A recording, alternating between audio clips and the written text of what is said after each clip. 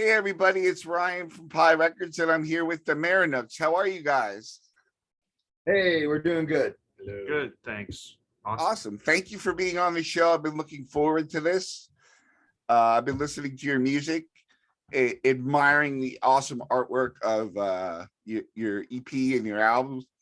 So I'm very happy you're here. Welcome. Thank you. Happy to be here.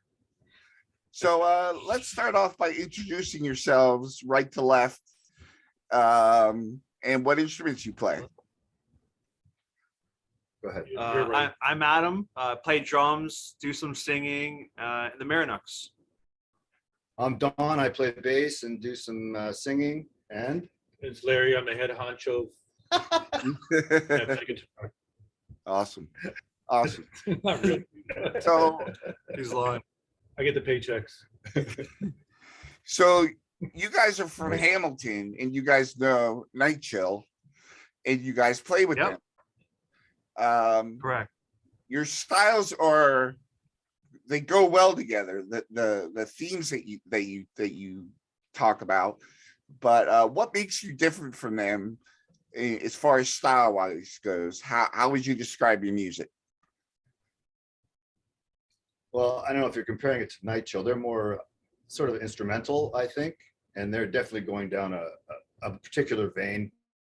And we just kind of do whatever the fuck we want. We don't care. How's that? Yeah, we're more. Yeah, we don't have instrumentals. We have vocals on every song.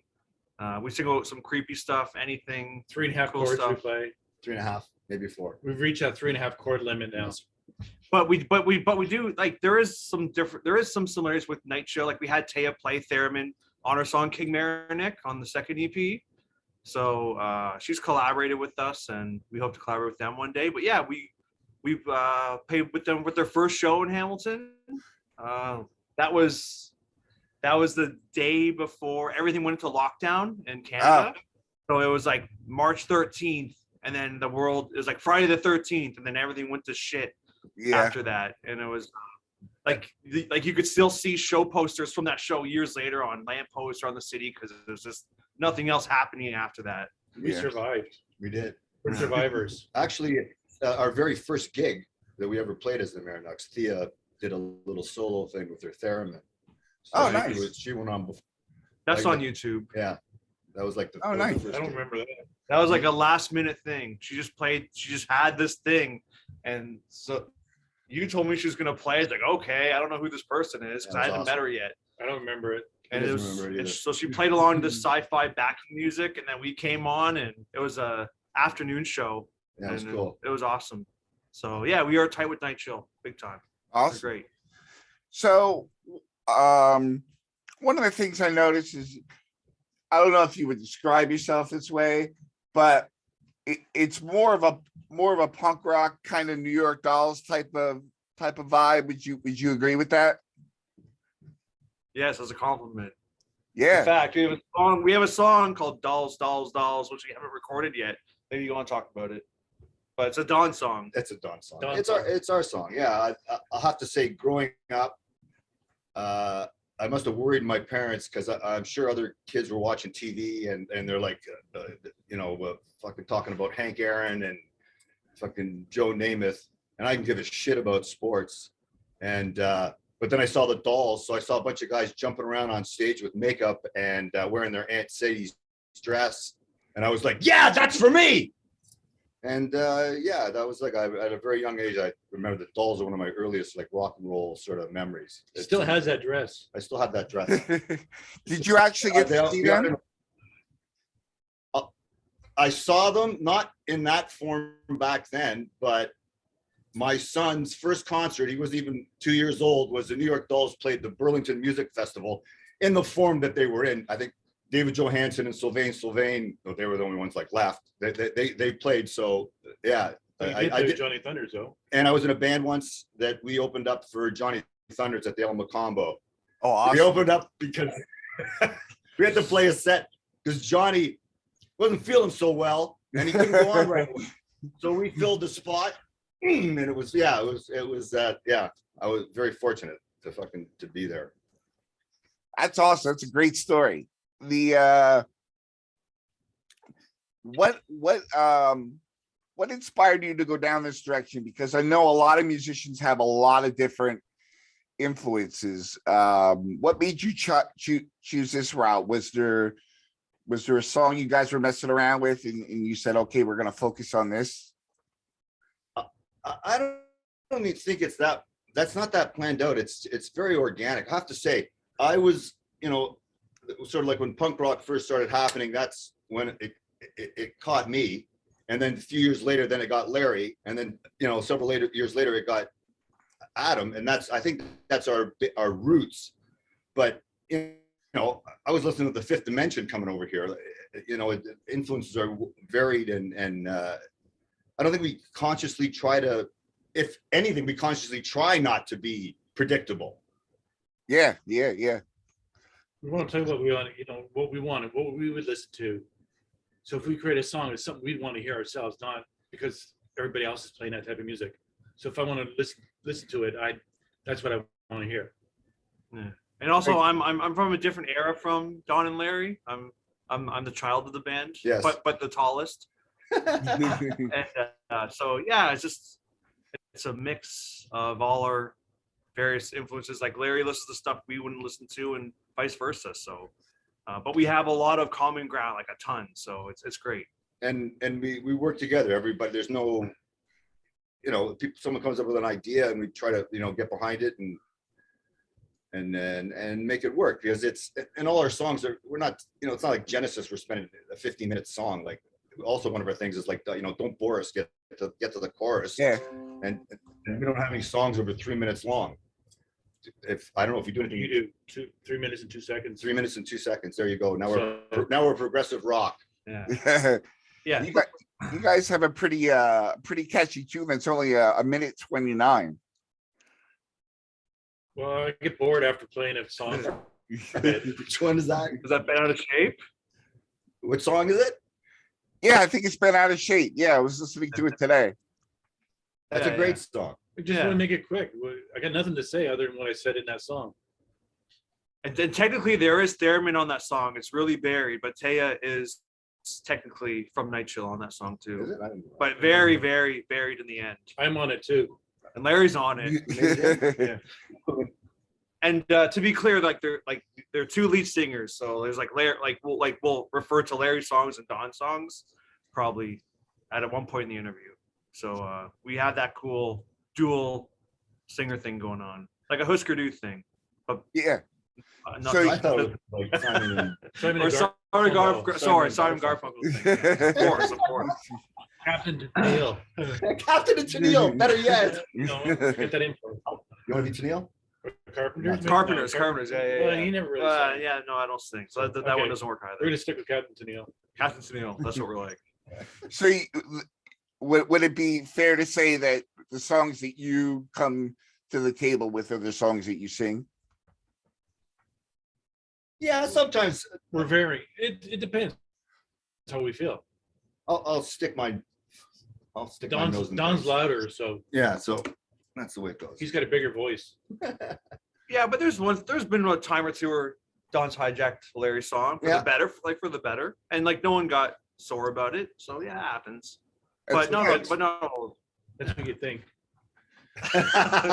Well, he hides it well. I know personally from being in a band where all the members sang their own songs, it could get to a point where you say, no, this is gonna work with me. I want you to sing this. And for sure. like you said, it's definitely for the better of the band. Oh yeah, and the song. We're gonna do 4 solo albums, just like Kiss, too. Four. We're gonna do 4 solo albums, one each, and then the fourth one is gonna be a collaboration solo album. Pretty good. So Always That's thinking. funny. you guys have a pretty full sound for being a 3-piece. So Thank you. tell me your technique for getting that sound when you record. Well, guitars, I just want to play the tone, get the tones out there in full core. It's not, some people are just playing along and just, trying to get that Ramon sound chords where they're missing all that tone. Yeah. If you listen to the early Gen X, the first couple albums, the guitar tones are amazing on those records. Yeah. Just the sound they got. They're basically a three-piece with a singer, right? Right. With Right. Don on bass. He's got all these fills and solid playing, and then Adam's drums. Yeah. And that's it. But also the vocals are a big part too. Like we like the Fill the area. We want to fill the vocals, right? Yeah. Like and like I think vocals with us are like a pretty big deal. Like just me, like my observation in the band, I feel like every new song we start jamming on, the second we start jamming, someone's singing. Like vocals are very important to us. I don't know about the lyrics so much all the time, but every time we start a new song, not only are we figuring our parts, but the lyrics, the vocals, even if they're not the finalized vocals, there's always something going on as we're like developing a new song for the first time. It was really cool. It's fun. And we jam shit. Like we don't like, oh, whatever. Like someone starts playing a line or something, we try to, come up with stuff. And we've come up with things for sure. Then we forgot about them, but that's all right. We used to put a little boombox in the middle of the room and record everything that the ideas and stuff like that. Yeah, I do that on my phone. Yeah, for and sure. if they're cool, I'll share them with the band. But I got my phone's full of recordings, so yeah, it goes in handy. Yeah, And we also have a good friend of ours who has a fantastic recording facility. Like it's just a basement sort of studio thing, but he's been doing it since he was a teenager. Yeah, it's Like, that's been Wow. like his side profession. Yeah. And he has excellent gear and he knows how to work it. And yeah, I have to say, the recordings I've done in my career, that's like the happiest I've ever been with the end result, I think. Yeah, it's And cool. we don't tell him what to do. He takes it. He listens to it, plays it, and he comes up. We don't tell him, okay, you need this and need that. We just run with it. Yeah. So, which is cool for engineer. Yeah, like in Real Cool, love that song. He had an idea to add keyboards, but like it was just fun. Like, okay, cool. We added that. Yeah, but yeah, so like my best friend Warren lives in Hamilton, just down the street, and he built a little studio in his basement. And I recorded with him for years and years and never brought in like outsiders because I felt like that would kind of ruin what we had. But They're a gang. Then we ruined it. But no, we didn't. Because everyone's chill. And like Larry said, like we don't tell anyone really what to do. I mean, Warren tells us what to do, which is kind of fun because like change your strings and do better. Play your guitar. And Buy a better guitar. yes. So You he's have kind of another guitar player that can play for you. so he's kind of become like our guru. What is Larry doing here? He's I have to great. sit, it must sit on my be knees. interesting if he in that way is somebody that you can trust and walk away from the mixing process, because that's pretty tough to tackle. Yeah, he loves recording. I Yeah, don't and think you we've just ever trust said, him. oh, do this, do that, do that. We never had to do that. No. So And I also think he likes the opportunity to like record a full band with like, a beginning, a middle, and in the end to a project. Yeah. and not often can you go to a place and then somebody introduce or meet you with a flower pot on their head. That's true. Tell me about And then- that. What are you talking about? I don't know. Oh, he's a big Devo fan, Warren. Oh, okay. So he's got a big Energy Dome collection. Oh, So I think that's what Larry Yeah, needs. the Devo pot. Did you guys get to see them with Josh Freese? Oh yeah, Josh is an idol of mine. I mean, he's my idol. Yeah, saw him twice in Toronto, Montreal. Actually, in Montreal, it was like an Oshaga, and that was the time where he was playing with Weezer for some reason, even though they had a drummer. And Weezer and Devo had a set time at the very same time. So I was like, well, of course Josh is gonna play with Devo. But no, he chose Weezer over Devo, and the sound tech played. But they're still awesome. But Devo played for free in Burlington, like just down the street from us, like a couple years wow. ago. And then Mark Mothersbaugh did a little tiny art show at This Ain't Hollywood, which is a awesome venue in Hamilton that's now gone. And I met him, and it was amazing. Yeah, But Josh Freese, Devo, I love them. Yeah. my He's got his Rugrat shirt, too. my love for Josh Freese is the stuff he does in the Vandals. It's insane. Yeah, the panel's amazing. Yes. Live Fast Diarrhea. everything. Yeah. Yeah, it's Yeah. all. No, all I he's think his great. sales is better. And his stuff with Sting recently is this was Wait, music posts. are you serious? Yeah, he's played with Sting. He's toured with him a bunch, and they do like he does a lot of police songs, but he doesn't like. He's not trying to be Stuart Copeland. He's just Josh. He's Yeah. awesome. Yeah, Josh is the man. Can talk to Josh all day, Awesome. but I won't. So, so tell me where the name the Merinuks came from. Yeah, sure, Larry. From Darren Merinuk, the artist, who's like superior in all ways of all beings. He's a Canadian artist from Winnipeg, and Larry's known him forever because Larry used to run a record label, and he did art for it. You tell him. I used to run a record label, then he used to do a lot of artwork for us and my old band and stuff like that. And we just been in contact over the years, and here's an idea, and he'd come back with something and perfect. Okay, well, let's use it. And then we, trying to promote him now, and I think he's got more exposure over the years, last few years through this, whatever the World Wide Web, whatever we call it, Interweb. interweb. Interwebs. OG art. But we've actually never met him, but he praises what we do. He looks like you. He does. Yeah, seriously, exactly. Yeah, Like it's a- like some of his original ink for a comic book he did. Yeah. Was This it? was really cool too. Did he do the whole comic book like the? Yeah, it was called Rock and Bones. There's 4 issues, but he's done album covers for like millions of garage bands, like the Wasagas. So I think he had on the show. Yeah. Oh, yeah. from all over the world. Like, from all over the world, like garage rock, Nomads. psych, He's surf done all Estes over the records. world. Ramones? Didn't he do Ramones? Posters. Yeah, he's done Richie Ramones posters and artwork.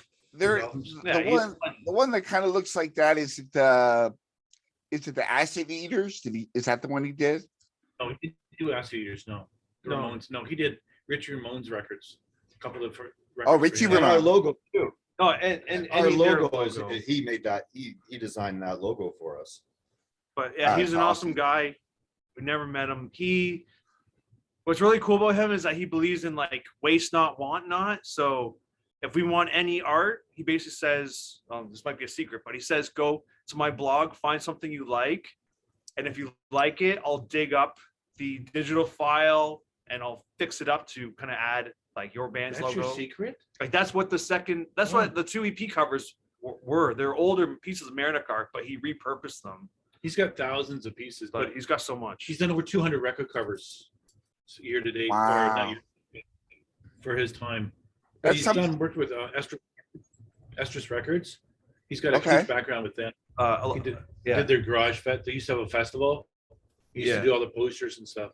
Bunch of stuff for Electric Frankenstein. I think there's a big Estrus book coming out, and Darren's got some pieces in there from the past, and I think he's gonna write something for them too. But yeah, he's on Instagram, he's on Facebook, he posts every day. He's awesome. Awesome. So Uh, there's just art to him. The one I loved both covers, but the one that sticks out is the girl. Like it seemed a little bit different than the other stuff, like the style that he did. Yeah, and I feel like because that EP had like King Merinuk and the theremin and kind of had the more, and King Merinuk has some sci-fi imagery in the lyrics, so I felt that was a really good marrying of image and sound. Yeah. That was totally cool, and cool that you caught on that. Yeah. Yeah. And the spaceship in the background. Well, I know it's a more like atomic age kind of spaceship, but it also reminded me of the Star Wars prequels, those type of ships. Okay. Yeah. It's more of a George Jetson thing. Oh yeah. We were trying to go for that George Jetson look. Yeah, I think Darren's really like big in like pre-code comic, EC, crazy shit. He's awesome. Awesome. What do you guys before we go, I wanna ask about your recording techniques. How did you record? Did you record live, analog, digital, virtual? Like what was the process you got to get that sound, that really full sound? I can take it quickly. Go ahead. I mean, It's all digital. it's all digital. The the first recording was like just before the pandemic. So Don and I did live together. No click, no nothing, just had fun. How did you do that? He and then like it was a crazy night. Like I think he had vocals on 2 of those songs, and he just went like we just went nuts. You saying? I think so. And then we just patched, and then Larry came in later and later stuff after. But like the second EP was harder because we were itching to push something out, and we were living in paranoia. So I did play just me, just the drums, and it was more tracking. So I feel naturally EP2 it's not as Spontaneous, vivacious in sounds, Yeah. if you notice. Not as Kiss Alive too. But all digital in a small room. The plan is to do as much live for next time. So bass drums live together for sure next time. That's trial and error. I don't know if that answers everything. Warren uses Reaper now, mics everything. I don't know. Do you have any memories of recording? I was just he's just got it all together, so it's easy to go. I don't fuck around a lot. I don't use like pedals or anything as far as bass is concerned. Plug and play basically, right? Yeah, There's no huge effects, limited effects.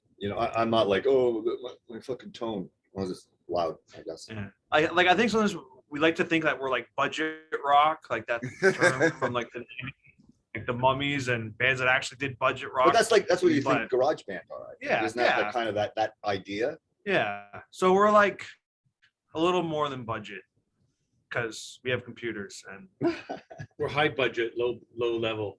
yeah, we're like blue collar budget, I guess. Street punk. You It's guys gotta very give handy. yourself It's more. like- Wait. You guys No, gotta we're not give punking yourself more credit than that because there's a lot of catchy tunes. Thanks. Well, that's good. Thank you. That's what we're trying to do. We're just trying to like be entertaining, like really. And it's like we're 3 of us are painting a picture, and like sometimes it might be a little bit different, but it's the cumulative effort. It's all 3 of us together doing sort of the thing. And I don't know. Like it's sometimes I don't know. It feels like well, it sounds pretentious, but it's like I said, it's like we're painting a picture for you right then. However you want to take that. That's because we mean it. Like we don't have to do this. Like probably people are probably saying, yeah, you don't have to do this, but we fucking do it because we love it. Like Tongue-in-cheek budget rock. That's what we'll call ourselves. who's tongue and who's cheek. Cheech and Chong. Oh, And then for live shows, we try to spice it up. Like we got this banner made that's pretty sweet, and then I don't know. I bought like a bunch of like cheap Halloween stuff, like a dollar store. So I'll hang like skulls and weird aliens off amps and the drums, and I changed my shirt. sometimes we get a fog machine. We He try to always dress the dresses up. same, but it never turns out. We did it once. We did it once. That was Yeah, cool. but Larry's really into the uniformity. Don Yeah. won't have it, and No, I liked it. I did it last time. I was just being an asshole. see? I'm an asshole. We in Philly in the 90s, there was this one band, Grieving Eucalyptus, and they also all wore like the Dickies outfits, like the gas station attendants with the names on them. And there was a girl, there was a girl in the band, and every time we played with them, she would say, "Do we really have to do this every time?" And that was their thing. And she might not have liked it, but I know I really appreciated it, because they were a great rock band. What band were you in? I was in Down Division. We were maybe 5 years. We had a 7-inch, 2 cassettes and a CD. We had a lot of music, but we just couldn't get our shit together and get out on the road like we should have. But I think if we would have done that, it would have been pretty good. Like here in like fucking Canada, like the opportunities to play are, there's not that many clubs, like especially all sort of, if you want to call them alternative clubs, definitely less and less. But I imagine in the States, you jump in the van and every state's going to have the equivalent of a Toronto and a Montreal or a, you know what I mean? That they're going to have to, we just don't have it. You have to drive for miles and miles. Like Larry did more traveling in the van than I ever fucking did. And you did a bunch of touring too. but it's like, from here you go to Toronto and then I guess Oshawa and then fucking Ottawa. Like it's like hundreds of miles. The opportunities to play in the States must have been many more fucking. Yeah, that was the disappointing part because at that time, Maximum Rock and Roll had this thing called Book Your Own Fucking Life. Yeah, And, to follow that royalty. You remember that? Well, that's how we booked our tours. Yeah, it was like, it was brilliant. And it was the only thing we had back then to go by because there was no internet. And I said, here's the issue. I said, let's do it. And one of the guys left to go get married and have kids. One of the guys went and played in 10-foot pole, the drummer. And then the Dickies afterwards. And so yeah, it was kind of a bummer. But you guys should come to the States, come to Philadelphia. I'd love to meet you guys. And there's a really good band called Seeing Snakes that I think you guys would fit in pretty good with. Awesome. Okay. Seeing Snakes. Yeah. See, we're not in Hamilton. We're not punk enough. Like, well, you never. Nobody's ever punk enough. No. Because we don't wear laced up boots and we don't shave our heads and Yeah. Pierce their nipples. we don't Tribal tattoos or whatever it is. we don't I don't There's know. not- We don't have there's- enough tattoos. There's always somebody that's going to say you're not punk enough. Well, our grandmother did. Yeah. You too punk for your grandmother? Not punk enough. Not punk enough.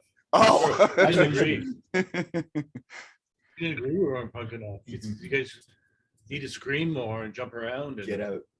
smash things.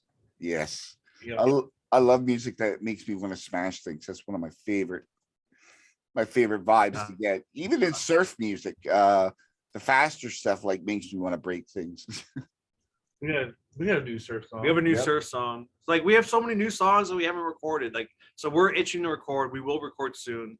Won't make any promises here, but new stuff's on the way. and it'd be half as good as we did before. So 80% of the time. I have no follow up for that. We were gonna So- play a song for you. So that's what you're working on now is recording some new stuff. Are you playing out anywhere?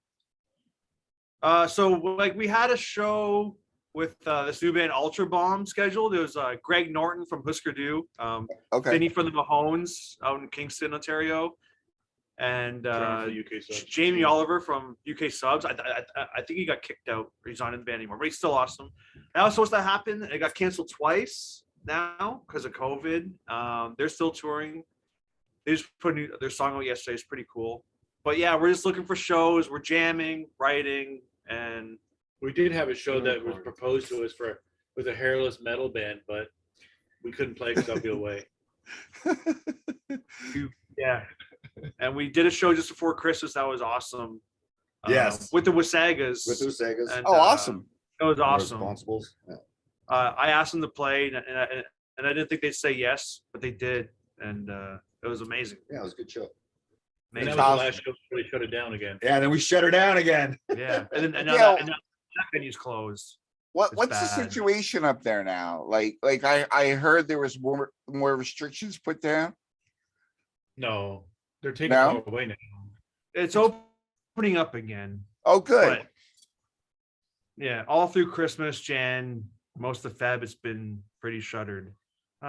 It's all It's okay. We're good. Good. We're not good. complaining. Yeah. Hopefully we can pick up a bunch of shows up this summer and stuff. I'm We're gonna head to Ottawa after this. It'll be good. Oh, Wow, we're downtown yesterday. Like when we say all these Canadian towns, like, do you have any idea what we're talking about? Probably when not. you say Like when we refer to all these Canadian cities, do you know what we're talking about? I do, but I geographically I don't know anything about Canada, but I know a lot of cities, but my knowledge of European geography is much better than Canada, and I'm not sure why. Maybe You're here. And we're up here.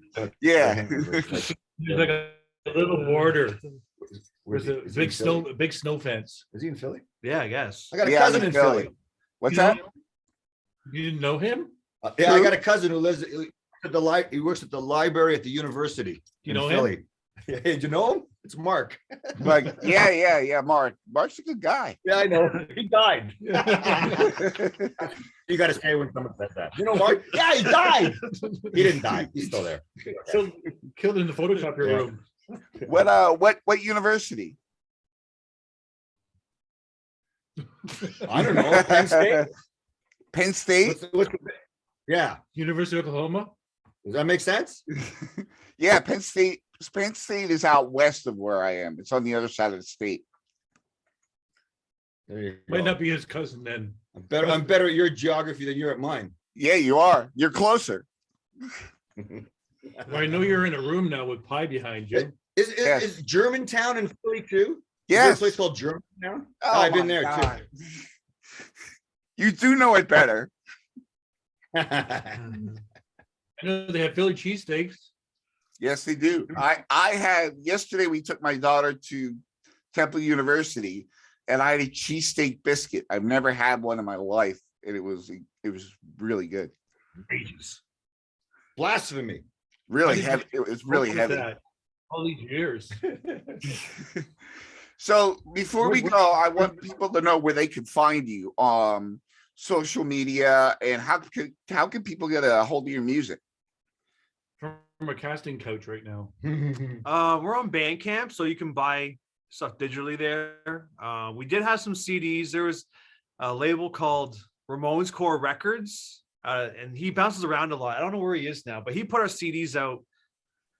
It was a compilation of the two EPs. So I don't know. Probably can't get the physical anymore, but we're on Bandcamp. We're on all of the streaming things, YouTube, the streaming services that can't be named. Apple Music. Deezer, Title. They released it in Japan. Oh, Right. That's right. you There's guys, 2 copies in Japan. are you guys big Very in rare. Japan? I hope so. I We're would always love big to. in Japan. I We're would- at least a foot bigger. Yeah, it's true. And I'm 6'2", and I'm the shortest guy in the band. Oh my God. Yeah. So But, these yeah, two. He was musicians- 6'3". Well, yeah. So, but I had to be. He's shrinking. I do the short straw. But Instagram's probably the best in terms of like the news and understanding what's happening in the Merinuk world. You can Yeah. see us on Fox News on Saturdays. No, you don't. We have a segment there at 10 p.m. That's funny. That's funny. Yeah. So I want to thank you. I want to thank you guys so much for being cool about coming on the show and sharing your music with us. I really enjoy listening to your music and getting to know you guys. Is there anything you wanted to say or mention before we sign off? Well, hang on a second, my stomach there. Well, listen, thanks a lot. We really appreciate that you appreciate it. That's amazing. And thank you for reaching out to us. And again, yeah, we're I don't know what I'm gonna say. What are you gonna say? Now I can check one thing off my bucket list. I've been on Pie Records. There you go. Yeah. What does Pie Records stand Pure idiot. Oh, that was nice. Okay, so there goes my thing of public image. for? Right. It's mysterious. But Yeah. again, thanks a lot for we appreciate your support very much. Thank you. Yeah, Thank you just very thanks. much. And I can't add. And to the that. glare on your head was very No. reduced today. So good. No. Yeah, you're fine. No, you're fine. Nice tats, man. Gee. Oh, thanks. I don't have any spooky ones though. I have a couple of Japanese demons. They're spooky. We'll have to send you a shirt too. So Oh, that'd be make sure you great. give us your address. Yeah, I'll wear it on The kid the sizes? I'll wear it on the show. All right. Awesome. We only have kid sizes left though. So That's Big okay. kid. I'll just wear it and I'll be like this. Like a tank top. Yeah, just cover your nipples. You can't show that on Yeah. YouTube. Got to keep it clean. that's We'll take right. this offline. They definitely have they have a thing now where they can center on nipples and then delete the video. Yeah, we're Technology. that's unreasonable. I'm half joking, but Free the I nipple. think they can really. Free do the that. nipple.